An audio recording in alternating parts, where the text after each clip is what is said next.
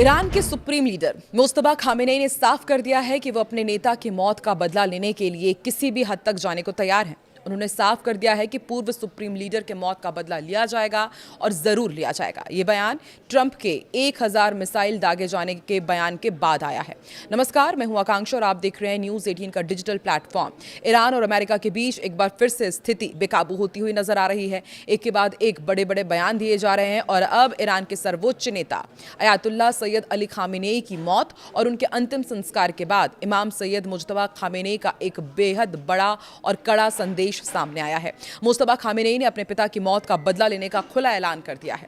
उन्होंने साफ शब्दों में कहा है कि पूर्व सुप्रीम लीडर की मौत का बदला लिया जाएगा और ये जरूर होगा। अपने संदेश में मुस्तफा खामेनेई ने इस पूरी घटना को इमाम हुसैन से जोड़ा है। उन्होंने कहा कि ईरान की इस्लामिक क्रांति की नींव और इसके सिद्धांत पूरी तरह से इमाम हुसैन के संघर्ष और उनके नारों पर टिके हुए हैं। उनके शहीद पिता भी इसी विचारधारा को मानते हुए बड़े हुए थे। उनके पिता का सोचना, काम करना और देश की रक्षा के लिए जिहाद करना था। सब कुछ इमाम हुसैन के रास्ते पर चलने जैसा था। मुस्तफा खामेनेई ने आगे कहा कि उनके पिता ने इमाम हुसैन के बताए रास्तों को न सिर्फ अपने जीवन में उतारा बल्कि अंत में इसी विचार के लिए अपने खून का बलिदान भी दे दिया। इस भावुक और आक्रामक संदेश के बाद अब खाड़ी देशों और पश्चिमी दुनिया में तनाव और हलचल काफी बढ़ गई है। ईरान के सुप्रीम लीडर ने साफ कर दिया है कि वो अपने नेता की मौत का बदला लेने के लिए किसी भी हद तक जाने के लिए तैयार हैं। उधर अमेरिकी राष्ट्रपति डोनाल्ड ट्रंप भी इजराइल की रिपोर्ट के बाद टेंशन में हैं।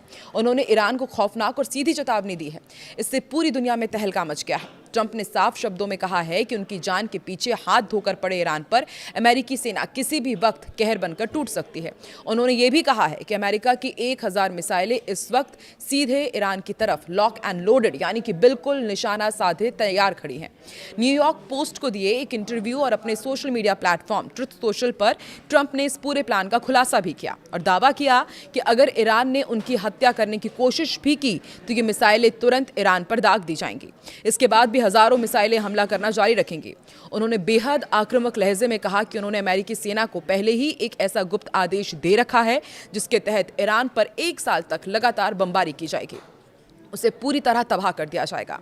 ट्रंप का ये गुस्सा अचानक नहीं फूटा है क्योंकि वो लगातार कह रहे हैं कि वो ईरान की हिट लिस्ट में सबसे ऊपर चल रहे हैं और ईरान उन्हें अपना नंबर 1 टारगेट मानता है। इसी बीच इजराइल की खुफिया एजेंसी ने भी एक बड़ा इनपुट देकर इस डर को और बढ़ा दिया। इसमें दरअसल ये दावा किया गया है कि ईरान ने ट्रंप की हत्या के लिए एक नया और बेहद खतरनाक प्लान तैयार किया है।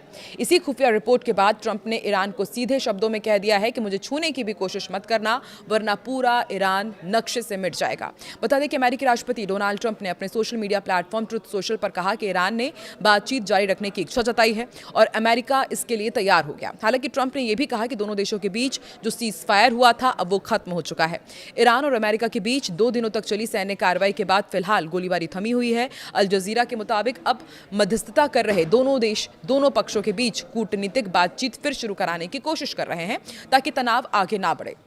वहीं लेबनान की नेशनल न्यूज एजेंसी के मुताबिक इजराइल ने दक्षिणी लेबनान के नबातिये प्रांत में 2 और ड्रोन हमले किए हैं और रिपोर्ट के अनुसार एक हमला कफर रेमान और दूसरा नबातिये अल फौका कस्बे में किया गया। फिलहाल किसी के हताहत होने की खबर नहीं है।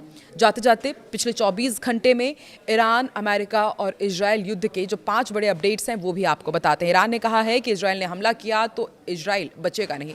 ईरान की सुप्रीम नेशनल सिक्योरिटी काउंसिल ने कहा है कि अगर इजराइल ने उसके अहम ठिकानों पर फिर हमला किया तो कड़ा जवाब दिया जाएगा। इससे पहले इजरायली पीएम बेंजामिन नेतन्याहू ने हमले की चेतावनी दी थी। दूसरा बड़ा अपडेट, अमेरिका ने कहा है कि हॉर्मुज पर ईरान का कंट्रोल नहीं है। अमेरिकी सेंट्रल कमांड सेंटकॉम ने ईरान के उस दावे को फिर खारिज कर दिया है कि हॉर्मुज स्ट्रेट से गुजरने वाले जहाजों पर उसका नियंत्रण है। सेंटकॉम ने कहा है कि अब तक 800 से ज्यादा कारोबारी जहाजों और 38 करोड़ बैरल कच्चा तेल हॉर्मुज पार किया गया है। तीसरी बड़ी अपडेट यह है कि कतर ने अमेरिका और ईरान से तनाव कम करने की अपील की है। कतर ने दोनों देशों से समझौते का पालन करने और बातचीत जारी रखने की अपील की। साथ ही हॉर्मुज स्ट्रेट में जहाजों की सुरक्षित आवाजाही बनाए रखने पर जोर दिया।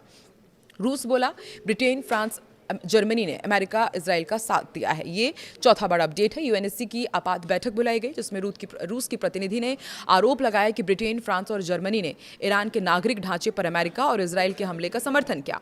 आईईए की चेतावनी भी है कि तेल आपूर्ति पर खतरा मंडरा रहा है। ये 5वां बड़ा अपडेट है। अंतर्राष्ट्रीय ऊर्जा एजेंसी है आईईए, उसने कहा है कि अमेरिका ईरान तनाव बढ़ा तो वैश्विक तेल आपूर्ति प्रभावित हो सकती है और ऊर्जा संकट लंबा खिंच सकता है। और हम देख भी रहे हैं कि पूरी दुनिया में किस तरीके से ऊर्जा संकट लगातार बना हुआ है। पहले युद्ध, फिर सीज फायर और फिर सीज फायर खत्म होने का ऐलान।